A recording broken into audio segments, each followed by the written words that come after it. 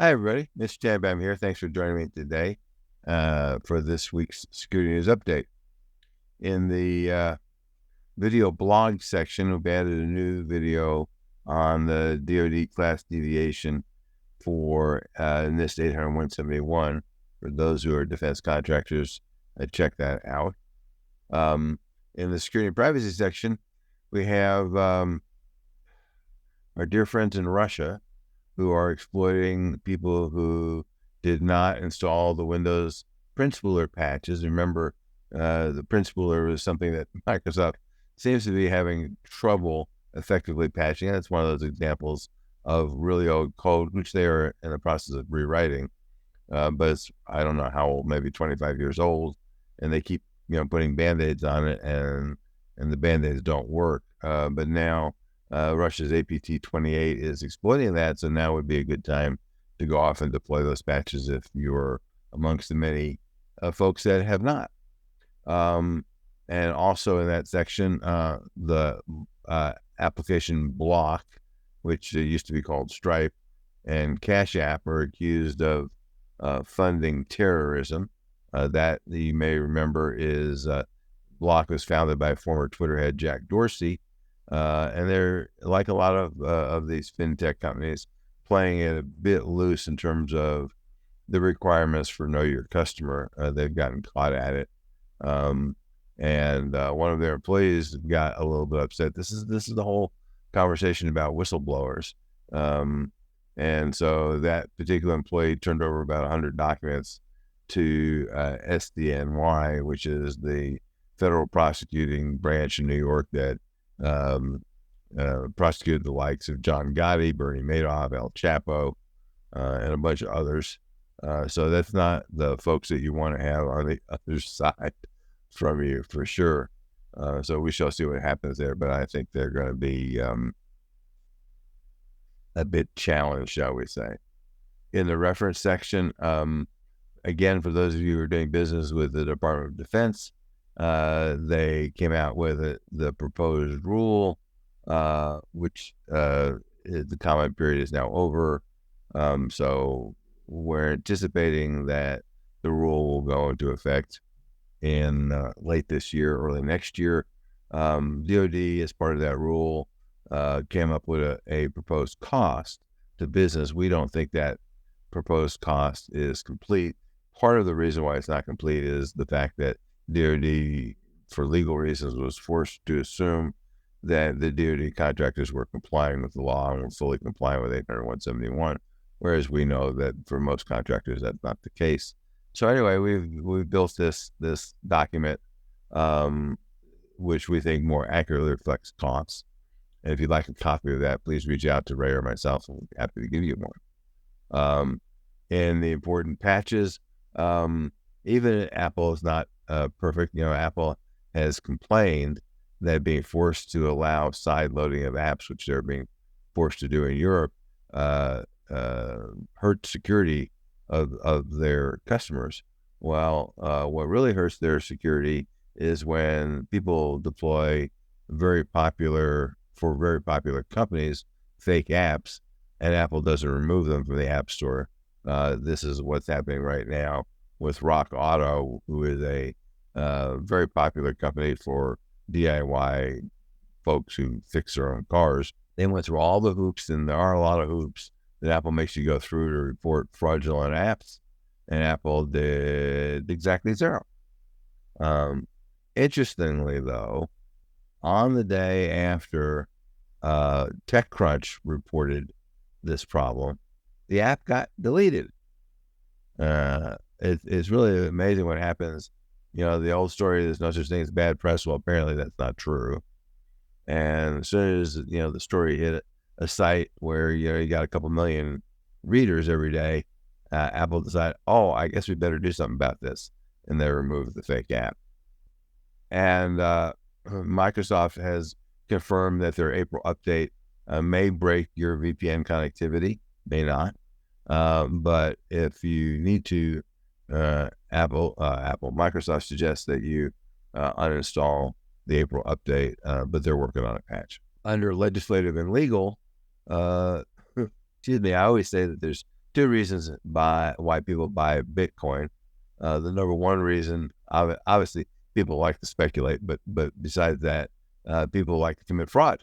And Roger Ver, who was one of the early Bitcoin investors, was arrested in Spain. His plan was to renounce his citizenship and go to St. Kitts, which is a tax haven. Apparently, he didn't do that quickly enough. The feds caught him. They say that he owes $50 million in taxes for lying on his tax return, and also the crypto platform CoinFlex says he owes them $84 million after failing to meet his margin calls. If you're going to renounce your citizenship, I guess you got to do it quickly. And this is, in my opinion, the number one reason why people use cryptocurrency, even more than just speculating.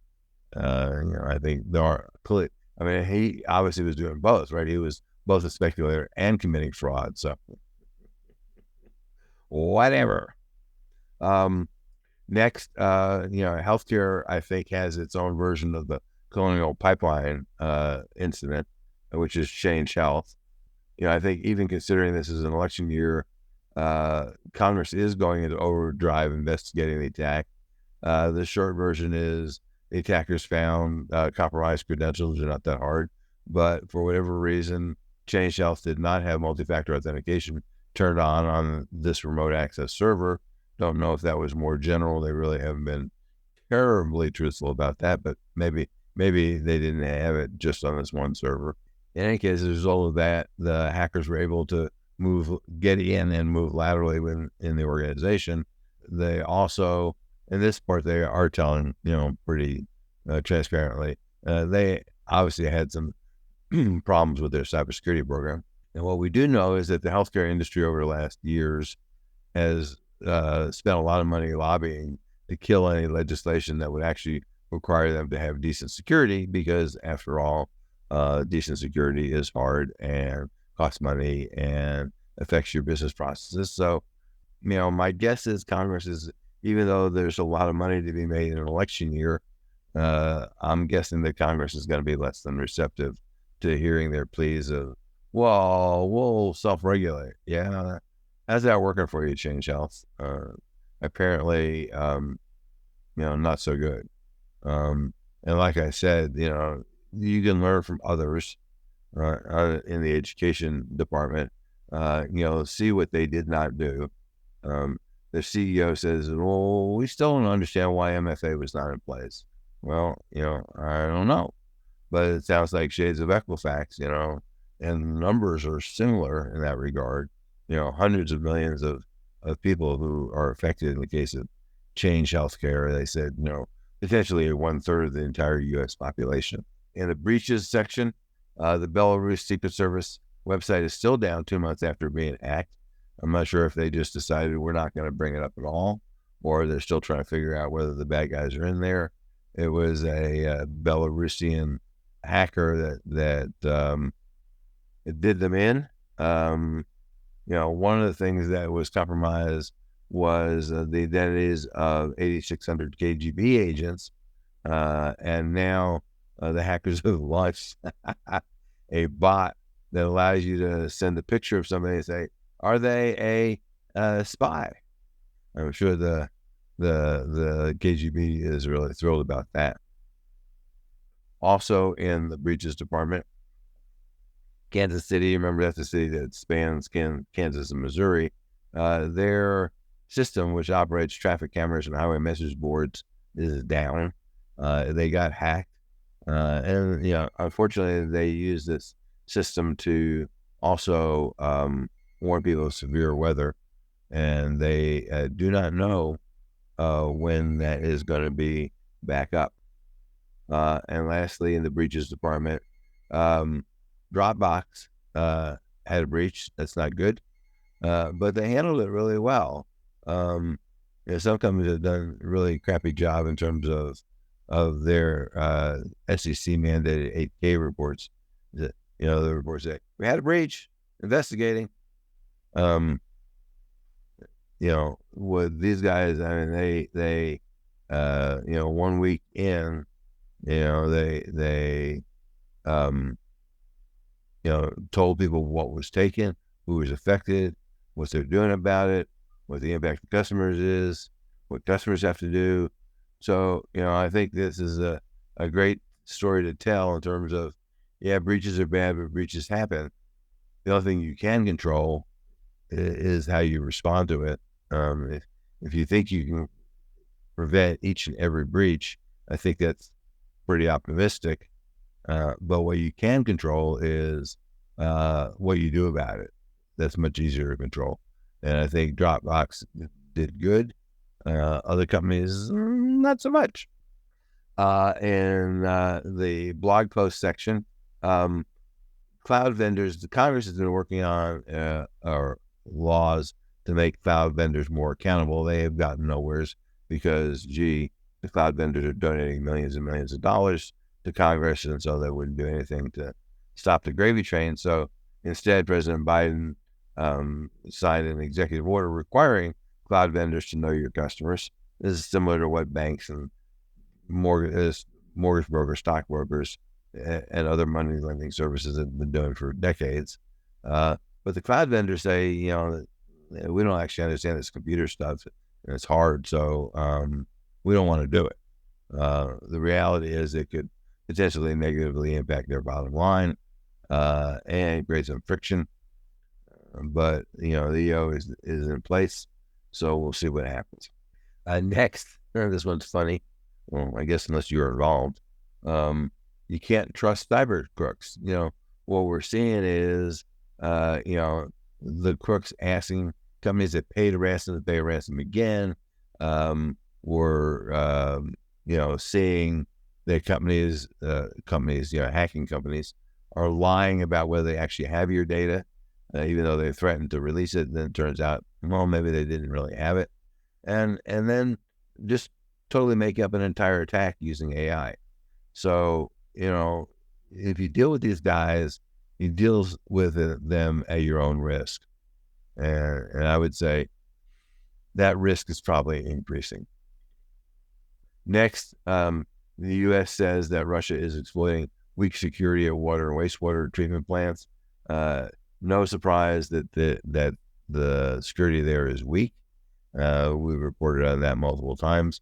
But now what the government is saying is that the Russians are using that and going after these treatment plants, and they're saying, the wastewater guys are saying it's hard to fix.